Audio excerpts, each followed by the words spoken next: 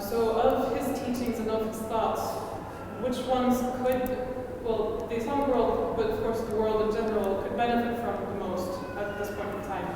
What would you think? Well, I think the Muslim world in particular, what was happening in his youth under the influence of the British in England, and in India, not really that intentionally, was a kind of taking cultures with both Muslim and Hindu cultures and Jains and others, the Buddhists and others of India, and the very deep metaphysical awareness of the spiritual world in every area of life and ritual, that everything one did, whether one was a Muslim again or a Hindu or whatever, that whatever our life in this world was in the divine presence and directed towards what came beyond. And as that fell apart, he rightly discerned it's kind of foolish and 2 centuries too late to be talking of East and West any longer, but the processes of modernization that came to many parts of the world from Europe, at that time they perceived that as being something from somewhere else that was either sneakily coming in or imposed or whatever. By now we know in a world that has 6-10 times as many human beings on it, you can't have that many people on a planet without a very rational, very complex technical culture and close attention to dunya. But he sensed that, and he realized that against that backdrop, and I would emphasize, when I say British here, it's not so much to blame the British colonialism in England, it's just that the British culture is kind of as devoid as almost any culture can be of the divine and spiritual element, not in certain other, but this process that he saw, everybody in Germany was rebelling against it in all of the arts and philosophy and so forth. So he wasn't alone. It wasn't a question of East versus West, but it was a question of a purely dunyavi, purely material conception of life. He was at the age of Comte and Spencer and social Darwinists, and well, he's a little later than Comte, but Spencer and the social Darwinists. So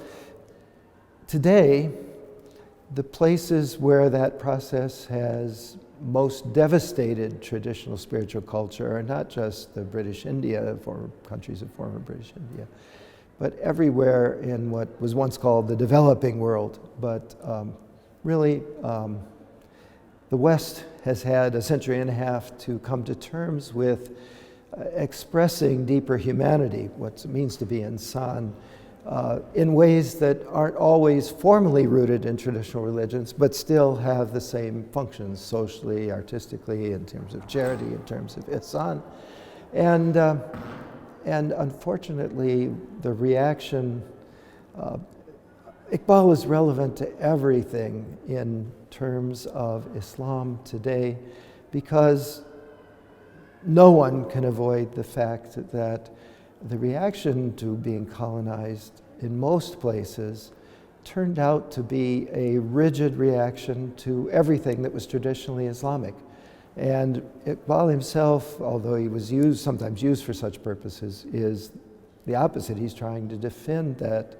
religious tradition, that spiritual tradition, which had grown up over more than 1,000 years, almost 1,400 years, since the time of the Prophet. So setting aside the time-bound notion of East versus West, which no longer fits reality, everyone who's, especially those who come from countries where religion, shall we say, is presented as being something of the heart and of pure devotion as opposed to the intellect.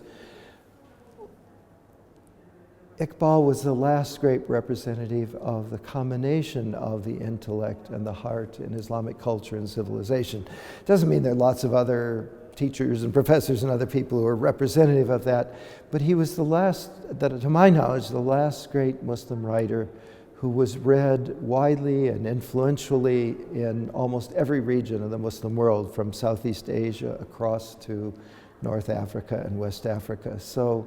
Iqbal remains a kind of beacon and lighthouse pointing the direction towards where renewal, his most famous book was a kind of redoing of Ghazali's Ihya Ulumuddin, so his reconstruction of Islamic culture, if you will,